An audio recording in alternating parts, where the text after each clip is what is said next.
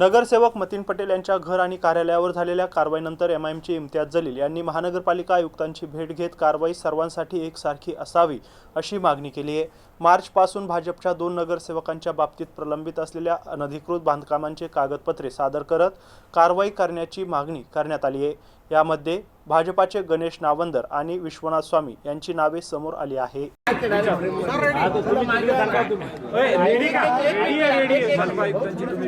काय पुरावे दिले, कुठले ते नगरसेवक आहे ज्यांची कारवाई व्हायला पाहिजे होती मात्र झालेली नाही? काय हे की आम्ही कमिशनर साहेबांना मी कमिशनर साहेबांना फक्त एक प्रश्न विचारण्यासाठी आलो होतो की या शहरामध्ये 2 वेगवेगळे कायदे आहे का, की एक आमच्यासाठी वेगळा कायदा आहे की ज्याच्यामध्ये रात्री 3 वाजता आपली पोलीस फोर्स तयार करून आपलं सगळं अतिक्रमण विभागाच्या अधिकाऱ्यांना बोलवून सकाळी 5:30-6 वाजता हे सगळं डेमॉलिशन करून टाकू।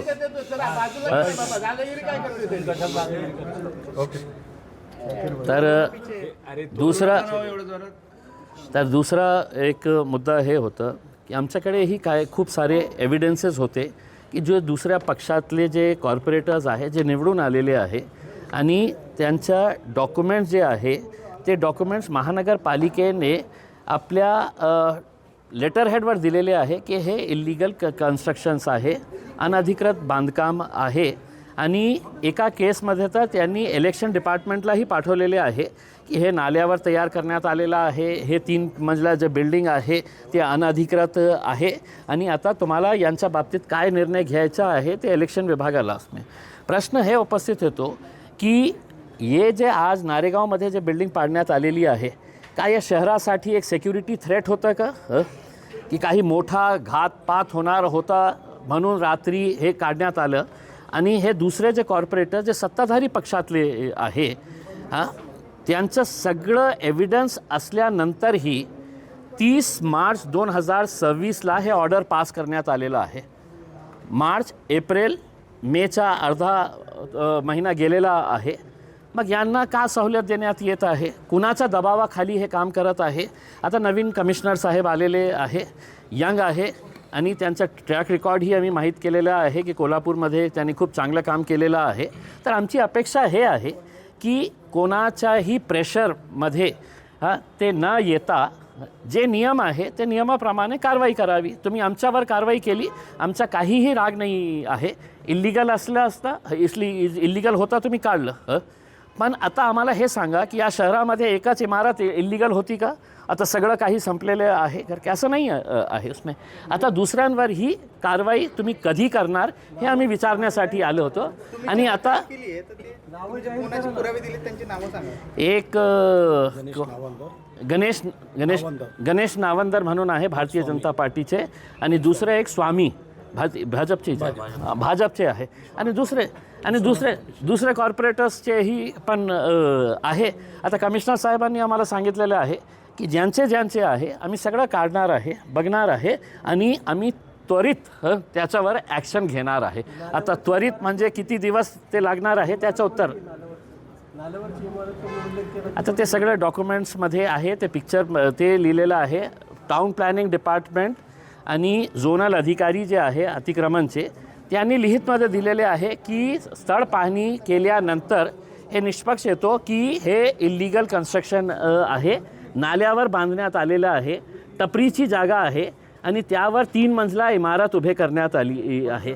आणि जेव्हा तिथे कारवाई करण्यासाठी लोक जात होते तर 2 नेते आहे या शहरातले ते त्यांना फोन करून परत पाठवायचे, अशी तक्रार आलेली आहे। आम्ही त्यांना सांगितलेले आहे की नेत्यांच्या बोलण्यावर तर चालणार नाही ना शहर, जे नियम आहे त्या नियमाप्रमाणे चालणार आहे, म्हणून त्यांनी आम्हाला आश्वासन तर दिले आहे। ज्या पद्धतीने नारेगावची कारवाई तात्काळ झाली त्या पद्धतीने तात्काळ कारवाई इकडे संबंधित तुम्ही तक्रार केल्यानंतर होईल का? नाही, आम्ही त्यांना हे प्रश्नही विचारलं की तुम्ही या दिवसाची वाट का बघत होते की इम्तियाज जलील येणार आणि तुम्हाला तक्रार देणार? मी काय दिलं? त्यांचेच डॉक्युमेंट्स त्यांना दिलं, माझे डॉक्युमेंट्स नाही होते, त्यांचेच डॉक्युमेंट ज्याच्यामध्ये त्यांनी स्पष्ट दाखवलेले आहे की मतलब लिहिलेले आहे की हे अनधिकृत आहे।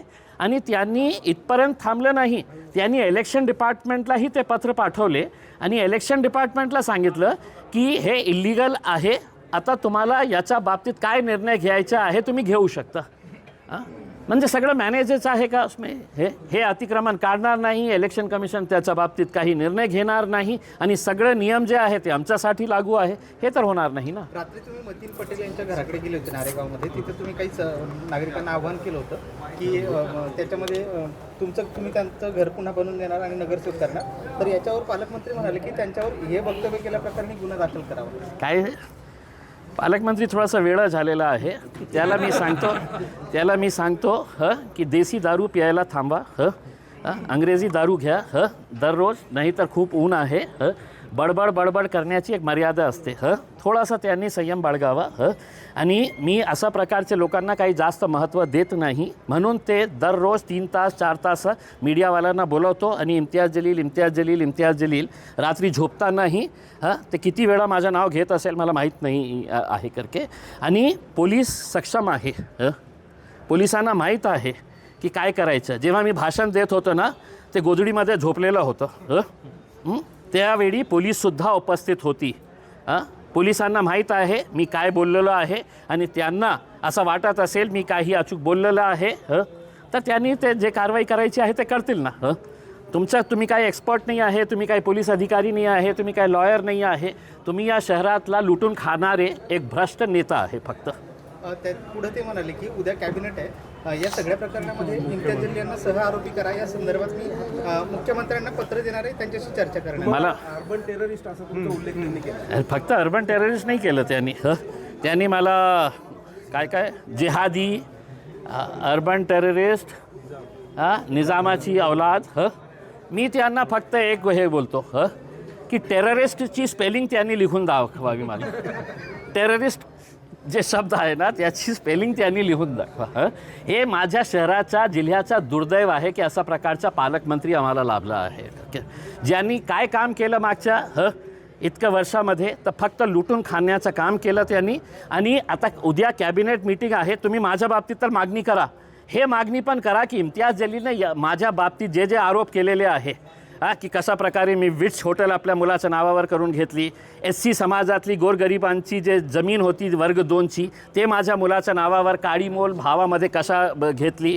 तिसरा म्हणजे जे शेंद्रामध्ये जे रिझर्व्ह प्लॉट होता ट्रक टर्मिनसचा, ते स्वतः आपल्या मुलाच्या नावावर सगळं नियम धाब्यावर ठेवून ते कशा आपल्या नावावर करून घेतली.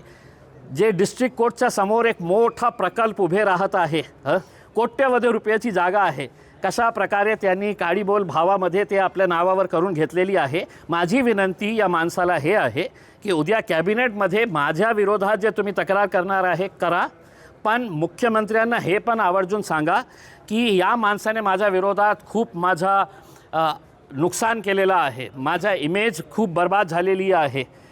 तुम्ही एक उच्चस्तरीय इन्क्वायरी लावा जे आरोप मी केलेले आहे. आणि ते तसं त्यांनी केलं तर मला विश्वास आहे की येणाऱ्या 2-3 महिन्यामध्ये ते हर्सुल जेलमध्ये आपल्याला मिळतील. सर, इम्तियाज जलील हेच मुख्य या संपूर्ण